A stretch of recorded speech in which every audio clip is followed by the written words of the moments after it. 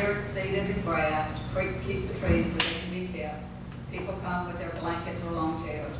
After initial grading installation, nothing to be maintained except the grass and gravel parking. It is not too late to do this and would be in compliance with Dr. Seller's survey. People want a passive park, not something that is cost prohibitive to construct and financially burdensome to maintain for the next 20 to 30 years. An open area with no terrace or stone seating to worry about maintaining and water runoff, and use of portable sound equipment for events and other portable equipment as needed. Back when we were discussing the budget in May of this year, the May's presentation, I asked, and Alicia Flowers agreed, that each committee be directed to go back and look at their budget requests and find a 2 to a 5% reduction to decrease expenditures. The rest of the council did not agree. Alicia and I were in the minority again, which is nothing new. Now, however, with the current economic crisis, we have hard copies from North Carolina legal municipalities, which I find very ironic that they are actually advising municipal officials to consider reducing expenditures for the current fiscal year in the expectation of lower consumption-based revenues. Such reductions, says the league, may be easier to make now with almost 3/4 of the fiscal year remaining than they would be if delayed until after the revenue situation becomes clearer. We can start with the empathy. It is not too late.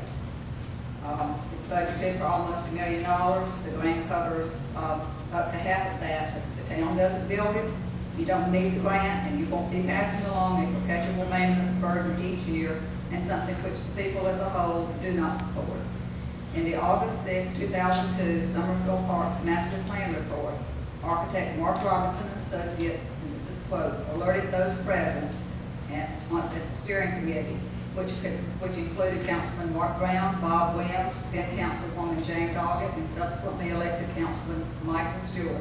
This is what he said: anchor dreams about the best possible park with realistic perspectives on the cost of development and maintenance. Keeping this warning in mind, he noted there is virtually no flat land on the site. Slopes under 5% are only found on the spines of the western ridges and in narrow strips along the railroad embankment and roadway.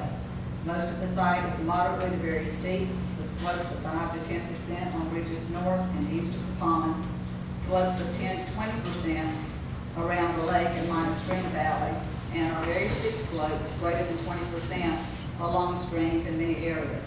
For reference purposes, he noted the preferred maximum slope for parking lots and walks is 5%, handicap ramp slope at 8.33%. In other words, he warned that every aspect of a park development on this site would be a challenge. It certainly has been, but there's something every month. Council should have heeded Mr. Robinson's warnings, but did not. Council should have considered the common good and the citizens as a whole, but did not. As a result, there's been nothing but costly problems, month after month after month, with phase 2 development because of known problems with topography and stormwater runoffs. I think the renegotiation that was mentioned in September was the fact that it was found that the stormwater stuff was over-engineered and it was not, did not need to go to the expense of part of the things that were put on the initial plans. So this negotiation, after approval of Dino, was done to save the town money, basically, in that project. Say the town a lot of money for that by those changes. I think what Kevin's saying is, it's my understanding of what she's saying is that if you can renegotiate a contract to one thing, why can't you renegotiate it for something else? You can, but I disagree with the fact that the majority is against it. Well, you know, we heard from 600 people. I don't know. You know, I know as much as you do. I don't know whether the majority is against it or not. All I know is that we heard from 600 people. And if there's a way to do a similar project that's less involved and can be less expensive, why don't we think about it? Why don't we investigate? Good. And I promise I was going to say this, but I want to make this real, very clear, is that The description that Ms. Strickland read into the record as to what her opinion of what a community event center out in City would look like is essentially what's being constructed. It's a flat area built into a hillside. It's not terrace, it's the terrace stone that gets you every time, Michael. It's That's all the of, it's all of 2 feet.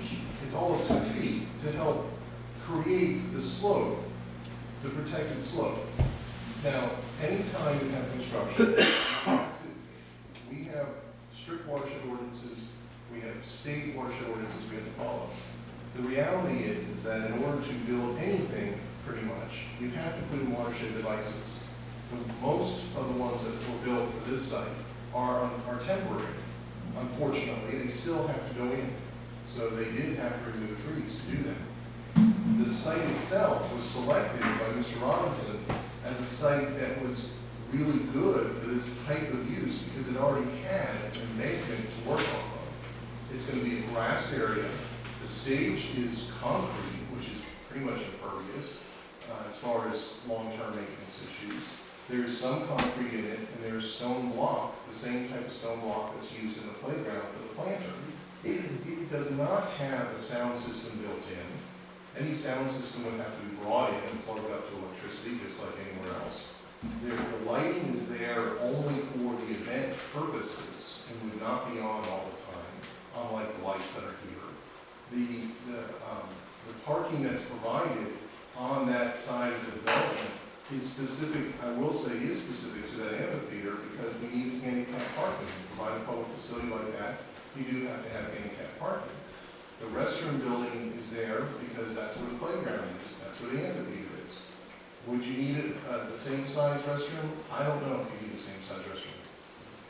Oak Ridge has gone through a horrific period where they had to build a brand new restroom at their park that the county made them put in because of numbers. I don't know all the details, but they were forced to do it after the fact, after they had a budget, after they got their grant, all that stuff. So all I want to point out is that I think there's been this misunderstanding from the beginning as to what the amphitheater was, always intended to be. If you go back and you read the reports, as you just did, it is a difficult site. You can't put baseball fields and soccer fields and things of that sort out on this site. Those were some of the original ideas. The picture that you see over here, it shows maybe 4 tiers. That's a rendering idea of what it would look like. It's not what it actually ended up being. It's only got 1 tier. The watershed devices that we have to put in, the pipes, etc., that's just development. We don't have a choice about that. The cost of all this we're trying to keep down as much as we can by what they call value engineering. We go back and say, yes, the engineer provided this, or yes, we thought we were going to have to do this, but we don't actually have to do it. We can save money. That's what we've been doing all along. That's what Mr. Hollow was referring to last month, is that we're constantly looking for ways to save money. And as far as long-term maintenance, it's basically a bowl of grass. I mean, you cut the grass just like you would at a grazing area. So I understand. I completely understand that there are a lot of people that are opposed to government spending money, and that there is opposition to this in the community. I have tried to explain this as best I can over and over as to what was actually being proposed. But I couldn't get past the idea, as soon as you said the word amphitheater, people picture Walnut Cove or whatever is in Charlotte as a band shell and all this stuff. It doesn't even have a roof to this amphitheater. It's just an open area to gather that's got a stage and a grass area to accomplish that. The parking is handled because we're adjacent to the school. Plenty of places have parking that you can walk to, that you walk through the park to get there. That's what this has all been about all along. People can have their personal opinions on it. People can have all various items. I'm not saying that they're wrong to feel that way. But in the end, the council made a decision, wrong or right, and that's the decision that we're at today.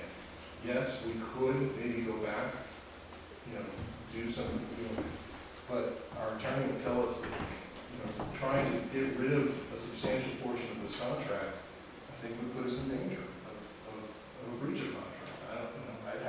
He'd have to defend us, and he probably would do well at it. But so I understand the issues, but I just want to make it very clear what this was all about and what we're actually building. At the sounds an awful